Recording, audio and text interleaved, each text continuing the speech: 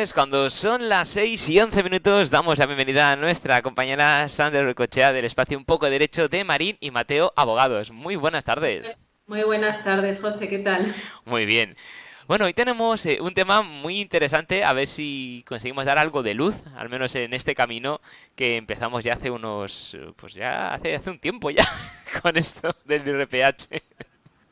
Voy a intentarlo, pero claridad no hay ninguna. Estamos todos un poquito a tientas, sí que se van aclarando un poquito las cosas, pero seguridad jurídica ninguna. Y depende un poquito de cada audiencia y de cada juzgado y de cada caso. O sea, esto no va a ser un pronunciamiento generalizado, sino que habrá que hacer un estudio pormenorizado caso a caso, a ver si se cumplen un poco los requisitos y bueno, y luego la suerte de momento de a ver dónde toca el asunto.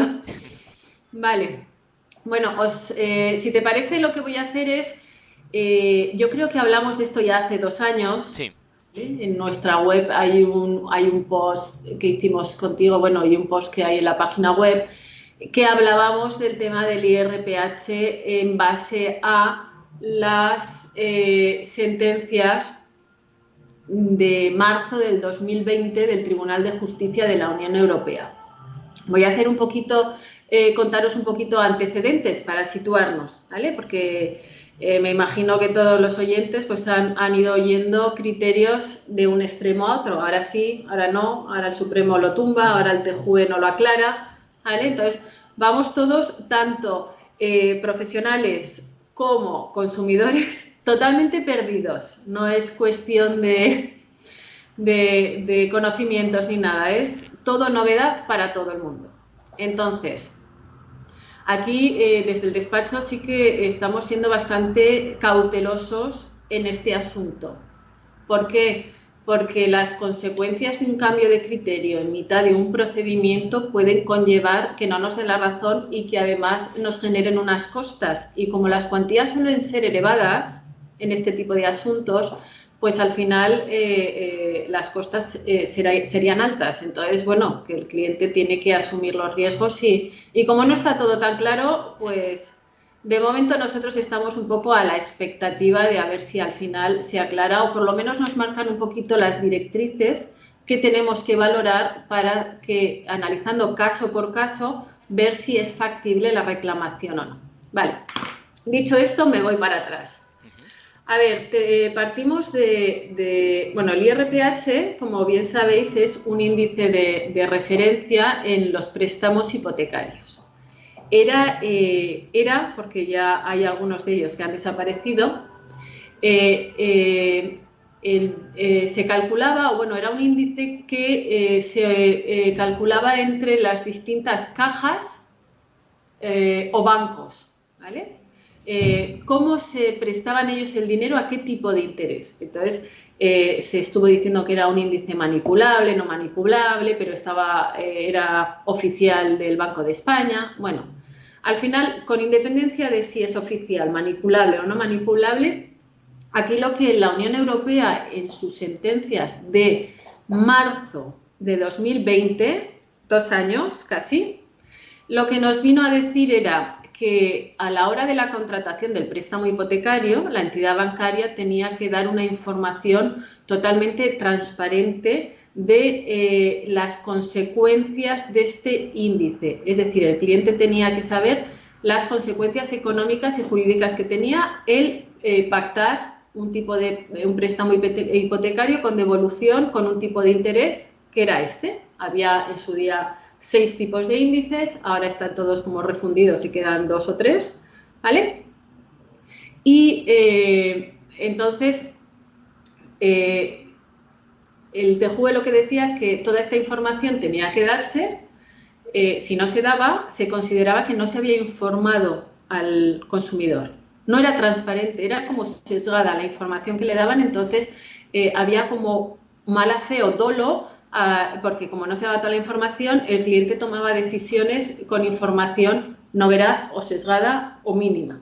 Entonces se consideraba que había un abuso por parte de la entidad y ese abuso conllevaba la nulidad de la cláusula, es decir, como yo he tenido que contratar, hemos firmado un contrato de adhesión, ¿vale? Pues los contratos de adhesión son los contratos que te marca una de las partes, que son todos tipo, ¿vale? Entonces, esta falta de transparencia era abusiva y por lo tanto la cláusula nula, ¿vale? ¿Qué consecuencias tenía ello? Pues la consecuencia era cuando el préstamo hipotecario, todo el mundo sabe que tiene un tipo de interés, es decir, no hay préstamo, o sea, no se podía quitar el tipo de interés porque se presuponía que el préstamo hipotecario tenía una remuneración, es decir, el banco me presta una cantidad de dinero y yo sé que le voy a tener que devolver más de lo que me ha prestado, que son los intereses. Eso sí que es verdad que era claro para tanto para la entidad como para los consumidores. Entonces no podía seguir el préstamo sin interés. Entonces tenía dos consecuencias o tres en aquella época. Y una era cancelación del préstamo, es decir, restitución de contraprestaciones. Si el banco me había concedido un préstamo de 100.000 y yo había pagado hasta entonces 30.000 con intereses y todo, pues se descontaba, o sea, se devolvían, yo tenía que devolver los 100.000 y ellos me tenían que devolver los 30, se compensaba y ya está, cancelaba el préstamo. Y entonces había otra de las situaciones era referenciar a el tipo sustitutivo. Entonces, el tipo sustitutivo normalmente en este tipo de índices de IRPH era otro IRPH que era el de entidades. Entonces, ahí había el mismo problema, es decir, era otro tipo de índice que se calculaba en base a los préstamos entre las entidades, ¿vale? Como no era muy oficial o muy transparente. Y entonces, y el otro ya era, lo referenciaban a Euribor más el diferencial que se había pactado en el préstamo inicial. Esa era la situación que teníamos en marzo del 2020. Todo esto nos abrió un poquito las puertas a plantear ya demandas, pero el problema es que durante ese año el tribunal, bueno, aquí partimos de una cosa, José. Todo esto son novedades y entonces, desde que empiezan por el juzgado de primera instancia, pasa a la audiencia y de ahí al Tribunal Supremo, ¿vale? Son 3 instancias que tiene que pasar un mismo asunto, ¿vale? Pues desde que el TJUE marcó un poco las pautas en las que se consideraba que una cláusula no era transparente y por lo tanto abusiva y por lo tanto nula, hasta que llegó al Tribunal Supremo pasó casi un año. En noviembre de 2020, nuestro Tribunal Supremo lo que hace es considera que es un índice totalmente oficial, que la falta de información, es decir, que no haya habido transparencia, no conlleva que sea abusiva. Y por lo tanto puede ser que haya sido una cláusula no transparente, pero no abusiva. Y entonces, como no es abusiva, no es nula. Y entonces consideraban que estaba muy bien toda la información, la contratación y todo. Todo esto es a final de noviembre del 20. Entonces, lo que vienen a hacer los... Y entonces ahí vienen las discrepancias, ¿vale? Tenemos dos órganos. Tribunal de Justicia de la Unión Europea que dice una cosa y nuestro Tribunal Supremo, que es nuestro órgano máximo, dice otra. Pero los jueces de primera instancia y las audiencias, ¿a quién tienen que, o sea, quién tiene más fuerza? Pues algunos consideraban que el órgano superior es el Tribunal Supremo y otros, en cambio, lo que hacían decían, no, por encima de nuestro Tribunal Supremo está el Tribunal de Justicia de la Unión Europea. Entonces yo me voy a acoger al criterio del Tribunal de Justicia de la Unión Europea. ¿Esto qué supuso? Que según qué juzgado, qué juez o qué audiencia provincial tenían un criterio u otro. Total, inseguridad jurídica absoluta. Era un poco suerte. Entonces, ¿qué es lo que hacen? Se plantea una cuestión prejudicial, bueno, dos, uno de Ibiza y otro de Barcelona, creo que fue uno, sí. Y lo que hacen es, uno plantea una cuestión prejudicial para que aclare unos términos y el otro lo que hace es solicita que aclare lo que dijo en su sentencia de marzo del 2020. Vale, transcurrió un año entero y esta aclaración nos viene a través de un auto del Tribunal de Justicia de la Unión Europea Ya sé que es un poco rollo, pero luego os hago un resumen de cómo está la cosa ahora. Bueno, nos llega un auto del TJUE que es de 17 de noviembre del 2021, o sea, hace nada, hace 2 meses, ¿vale? Y aquí nos quedamos todos un poco descolocados porque lo que viene a decir es que puede ser que el Tribunal Supremo tenga razón, que la información puede ser que no sea transparente, pero que no sea abusiva. Y entonces el que tiene que determinar si ha sido abusivo o no es cada juzgador en cada caso en concreto, ¿vale?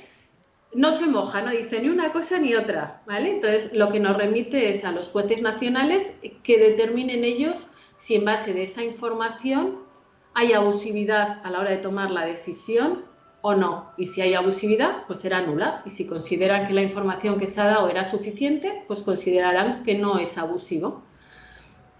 Vale, esto es de noviembre del 2021. A raíz de ahí empieza a haber un montón de sentencias de juzgados, pues Pamplona, Vigo, Valencia, Barcelona, ¿vale? Otras siguen llevando el criterio del Supremo y estas empiezan a innovar un poquito y lo que hacen es establecer para ellos cuáles son los criterios para determinar si ha habido información o no.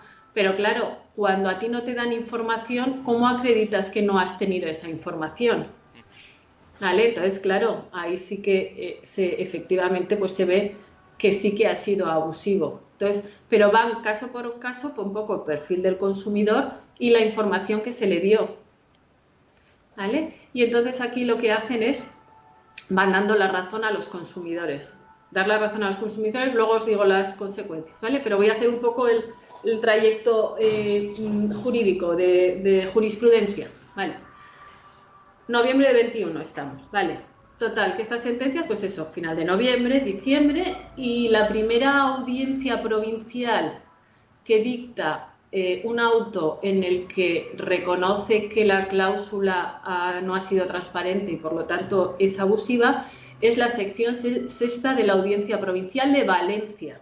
Hemos sido la primera audiencia, o sea, la primera audiencia es de aquí, de Valencia, ¿vale? La primera sentencia, perdón, auto, en el que sí que determina pues que la nulidad de ese índice y deja abierto al consumidor para que elija entre la cancelación del contrato de préstamo, restitución de contraprestaciones, o referenciar y recalcular el préstamo desde el inicio a Euribor más el diferencial que tenía pactado en su escritura.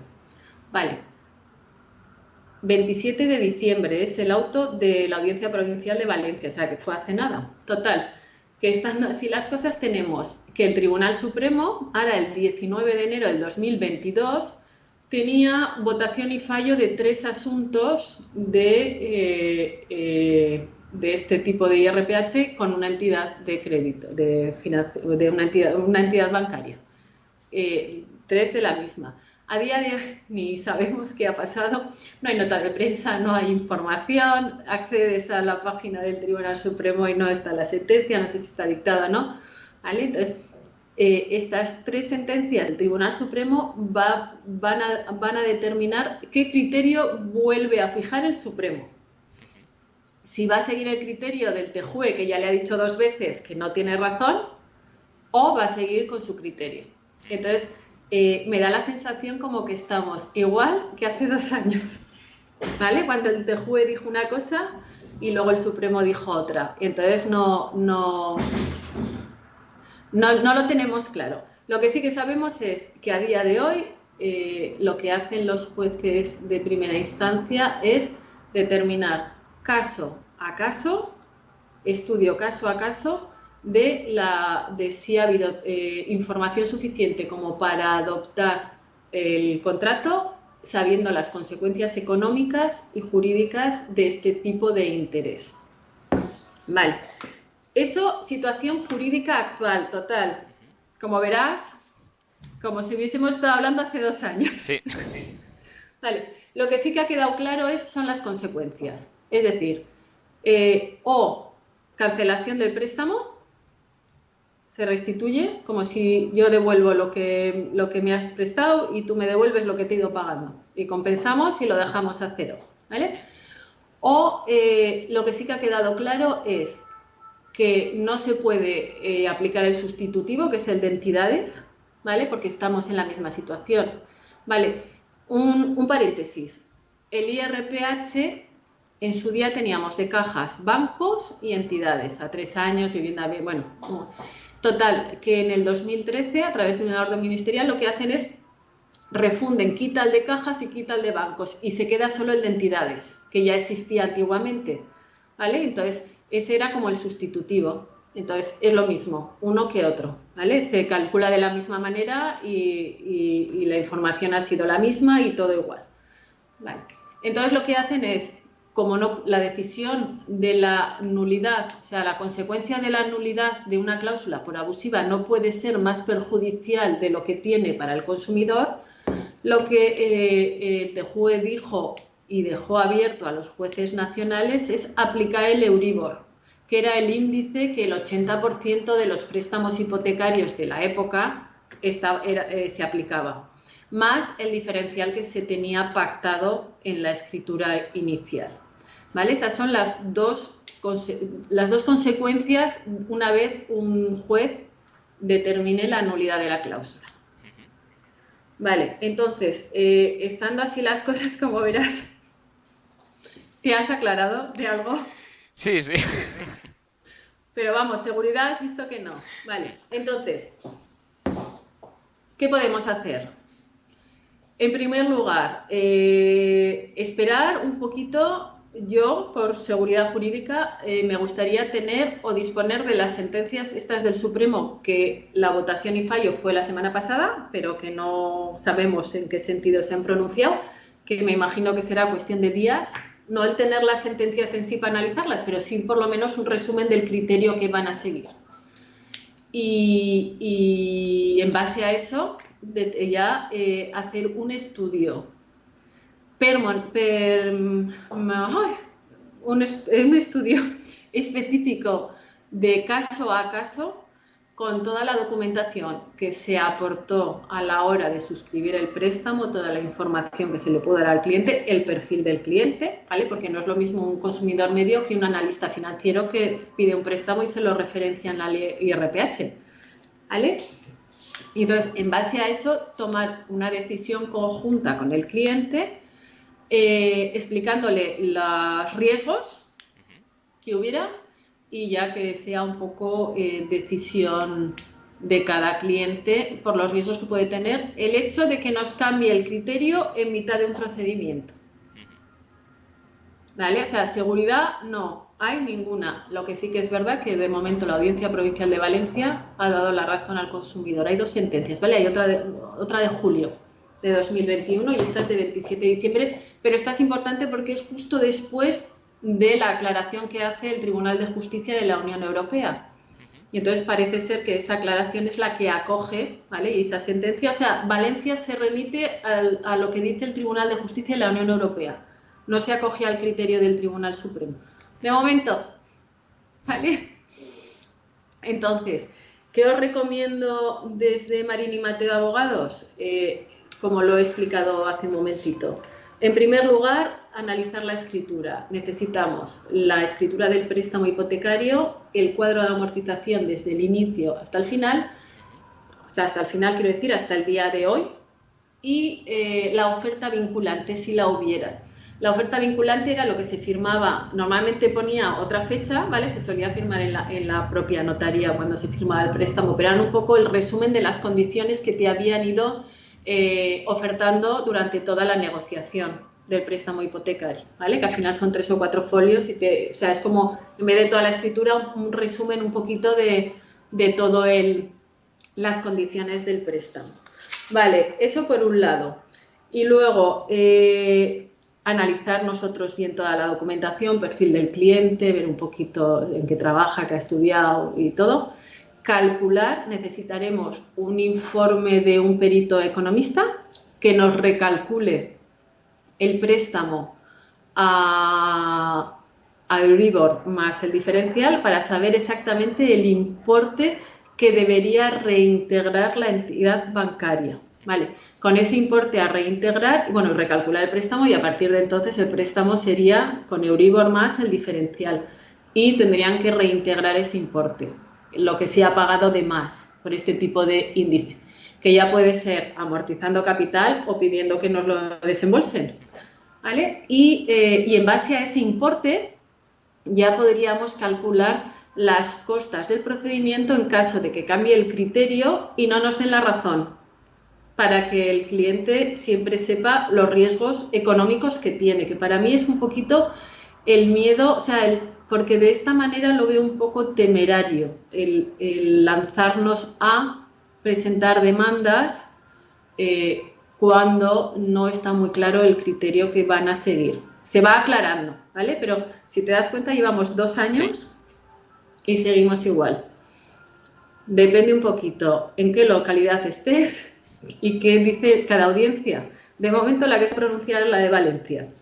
Yo no sé en Madrid qué criterio van a seguir, o en Sevilla, o en Baleares, o no lo sabemos. Entonces, todo esto se va haciendo un poco con el camino, ¿no? El ir poco a poco conociendo sentencias y viendo un poquito el criterio. Y quien debería unificar todo esto es el Tribunal Supremo, pero como no tenemos de momento esta unificación que pedimos o cómo va a resolver estas 3 sentencias que tiene ya después del auto del Tribunal de Justicia de la Unión Europea, pues estamos un poco a la expectativa. Pues nada, tendremos que seguir esperando y bueno, y recordar también que, y algo importante, que si una vez se presenta la demanda, no se volverá a presentar otra vez. ¿Perdona? Sí, que una vez que presentas la demanda, no se puede volver a presentar otra vez.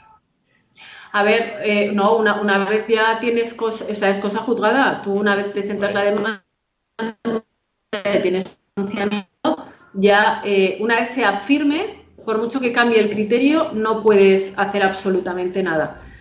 Solo podrás hacerlo si no estás conforme y recurres a la audiencia, y si la audiencia provincial no te da la razón y recurres al Tribunal Supremo. Pero en el momento que sea firme, eso ya no lo puedes volver a reclamar porque se ha quedado como cosa juzgada. Ya se ha resuelto. Cambia el criterio al de 1 año o al de 2, tú ya lo tienes cerrado. Entonces, por eso yo soy más de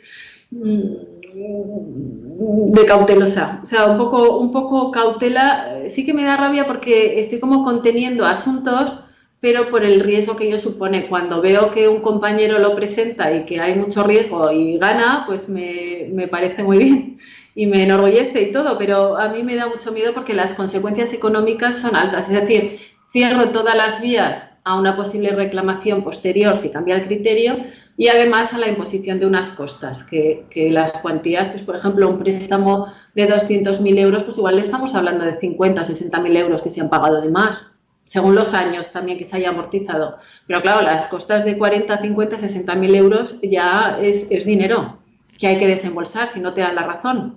Claro. Y pagar al banco. Entonces imagínate la sensación de no consigo lo que quiero, no reduzco el préstamo, no me cambia el tipo de interés y encima tengo que pagar. ¿Vale? Entonces ahí sí que yo soy bastante cautelosa. Igual a veces en exceso, pero bueno, yo me quedo más tranquila. ¿No? Y de momento no hay plazo, o sea, cuando una cláusula es nula por abusiva, es imprescriptible. No tengo un plazo para reclamar, ¿vale? Pero bueno, como yo sé que esto va a traer bastante cola y muchas dudas también, y está claro que grandes expertos, pues Esmerín Mateo Abogados, estamos durante este tiempo que estamos trabajando con este tema. Si tuvieran alguna duda concreto que quisieran comentaros, ¿cómo pueden tratar con vosotros, Sandra? Bien, mira, tenemos a través de nuestra página web, que es www.marinimateoabogados.es, tenemos un formulario de contacto. También lo podéis hacer a través de nuestro email directo, que es info@marinimateo.com, pero al final lo más fácil yo creo que es llamándonos al despacho al teléfono 96 320 2876 y solicitando una cita presencial o videoconferencia, y ahora ya lo hacemos todo telemático también, todo.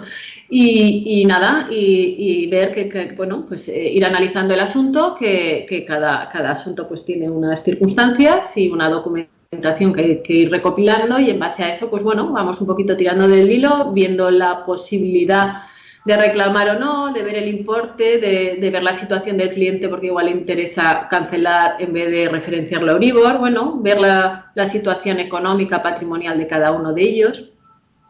Y en base a eso, pues bueno, explicar un poquito todos los pros y los contras y los riesgos sobre todo y el cliente que decida si ir para adelante, esperar, porque también yo tengo muchos clientes que estamos a la expectativa un poquito a ver qué pasa. No quieren asumir los riesgos, pues y lo tenemos ahí un poquito contenido. Y nada, y aquí estamos en el despacho. Bueno, estamos en Valencia, nuestra sede está en Valencia, enfrente del Corte Inglés, aquí en el centro, calle Don Juan de Austria, número 38, pero tenemos también delegación en Madrid y en Barcelona, y con intención de abrir en otras comunidades, que es lo que estamos ahora en esa fase. Y por lo demás, pues nada, aquí estamos encantados de poder ayudaros y cualquier consulta y atención que necesitéis, pues aquí estamos. Somos un equipo de 13 personas, entre abogados y administrativos, y cada uno con una especialidad, así podemos daros un enfoque unitario de cada uno de los asuntos, porque a veces cuando un cliente nos viene por un tema, al final no solo se trata de ese tema, hay que ver un poquito toda la situación en conjunto. Estupendo, pues muchísimas gracias, Sandra, un placer como siempre y nos vemos y escuchamos el próximo lunes. Muy bien, gracias, José. Adiós. Nos vemos pronto. Hasta luego.